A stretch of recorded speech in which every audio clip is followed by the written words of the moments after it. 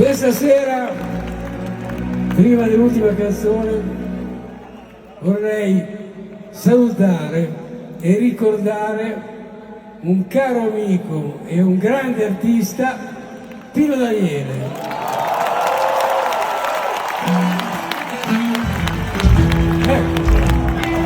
Voglio cantare una sua canzone di quelle che avrei voluto scrivere io.